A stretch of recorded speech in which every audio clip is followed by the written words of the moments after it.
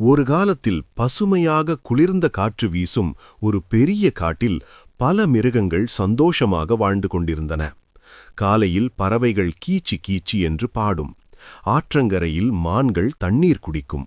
மரங்களில் குரங்குகள் குதூகலமாக விளையாடும். அப்படி ஒரு அழகான உலகம் அது. அந்த காட்டின் ராஜா சிங்கராஜா. அவன் மிகவும் நல்லவனும் நீதிமானும். யாருக்கும் துன்பம் வந்தால் உடனே உதவுவான். எல்லா மிருகங்களும் அவனை மிகவும் மதித்தன.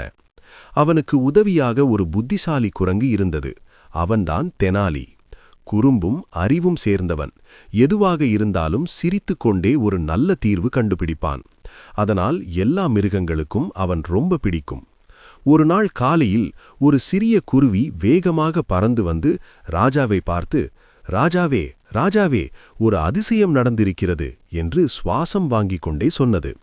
சிங்கராஜா அமைதியாக, என்ன குருவியே, மெதுவாக சொல்லு என்றான். குருவி சொன்னது, காட்டின் நடுவில் ஒரு மந்திர மாம்பழ மரம் வளர்ந்திருக்கிறது. அதில் பொன்ன மாதிரி மின்னும் மாம்பழங்கள் இருக்கிறது என்றதும் அருகில் இருந்த மிருகங்கள் எல்லாம் ஆச்சரியப்பட்டன. சில பறவைகள் உடனே பறந்து போய் பார்த்து வந்தன. உண்மையிலேயே அந்த மரம் சூரிய ஒளியில் பொன்னாக மின்னியது. அதை கேட்ட சிங்கராஜா, இது ஒரு அரிய வரம். இந்த மரம் எல்லாருக்கும் சமம். யாரும் தனியாக எடுத்துக்கொள்ளக்கூடாது. எல்லோரும் சேர்ந்து பகிர்ந்து கொள்ள வேண்டும் என்று அறிவித்தான். எல்லா மிருகங்களும் அதற்கு சம்மதித்தன. ஆனால் அந்த காட்டில் ஒரு முதலை இருந்தது. அது கொஞ்சம் பேராசை உடையது. அந்த பொன்னான மாம்பழங்களை பார்த்ததும், இவையெல்லாம் எனக்கே இருந்தால் நான் மிகப் பெரியவனாகி விடுவேன் என்று மனதில் நினைத்தது. அது அமைதியாக ஒரு மோசமான திட்டம் போட்டது. அடுத்த நாள் அது எல்லா மிருகங்களிடமும் சென்று, இந்த மாம்பழம் சாதாரணமில்லை. இதை சாப்பிட ராஜாவின் சிறப்பு அனுமதி வேண்டும். இல்லையென்றால் பெரிய ஆபத்து வரும் என்று பொய் சொன்னது. சில மிருகங்கள் அதை நம்பி பயந்து போயின. மான், ஆடு, குரங்கு குட்டிகள் எல்லாம் அச்சத்தில் அந்த மரத்திற்கே அருகில் போகாமல் இருந்தன. ஆனால் ஒரு முயலும் ஒரு அணிலும் இதை நம்பவில்லை. நம்ம ராஜா இப்படி சொல்வாரா என்று அவர்கள் சந்தேகப்பட்டனர். அவர்கள் உடனே தெனாலி குரங்கிடம் சென்று நடந்ததையெல்லாம் சொன்னார்கள். தெனாலி அதை கேட்டதும் சிரித்தான். அப்படியா, சரி, இது யாரோ மோசடி பண்றது போல இருக்கு, நான் இதை சரி பண்றேன் என்றான். அவன் கண்களில் ஒரு குறும்பான சிரிப்பு தெரிந்தது. அடுத்த நாள் தெனாலி எல்லா மிருகங்களையும் அந்த மாம்பழ மரம் அருகில் கூட்டினான். எல்லாரும் ஆவலுடன் வந்தார்கள். முதலையும் வந்தது. ஆனா அது உள்ளுக்குள் கொஞ்சம் பதட்டமாக இருந்தது.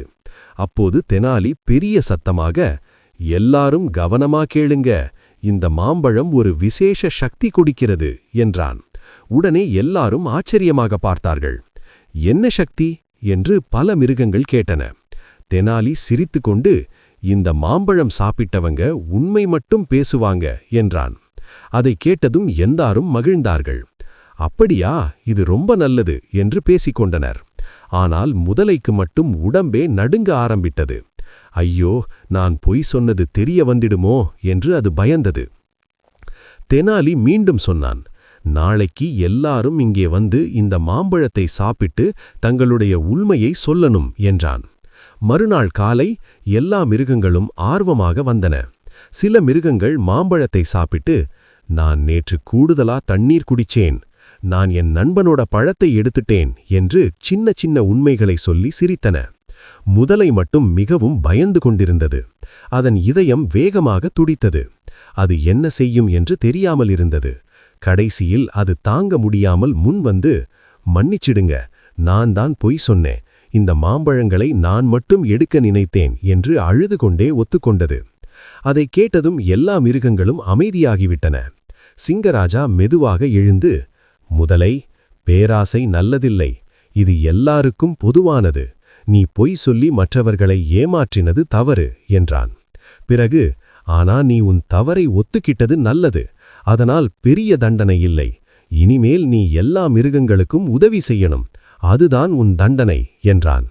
முதலை தலை குனிந்து, சரி ராஜாவே, இனிமேல் நான் நல்லவனாக இருப்பேன் என்றது. அதற்கு பிறகு எல்லா மிருகங்களும் சேர்ந்து அந்த பொன்னான மாம்பழங்களை பறித்து ஒன்றாக உட்கார்ந்து பகிர்ந்து சாப்பிட்டன. சிரிப்பு, சந்தோஷம், நட்பு அந்த காட்டில் மீண்டும் நிறைந்தது. தெனாலி குரங்கு மீண்டும் எல்லாரிடமும் பாராட்டப்பட்டது. நம்ம தெனாலி இருந்தா எந்த பிரச்சனையும் சரியாகிடும் என்று எல்லாரும் மகிழ்ந்தனர். அந்த நாளிலிருந்து அந்த காட்டில் ஒரு விதி இருந்தது. எதுவாக இருந்தாலும் எல்லோரும் சேர்ந்து பகிர்ந்து கொள்ள வேண்டும், உண்மையை மட்டுமே பேச வேண்டும். இந்த கதையிலிருந்து நாம் கற்றுக்கொள்ள வேண்டியது, பேராசை வேண்டாம், உண்மை எப்போதும் ஜெயிக்கும். புத்திசாலித்தனம் எந்த பிரச்சனையையும் தீர்க்கும் பெரிய சக்தி. If you want more video like this, like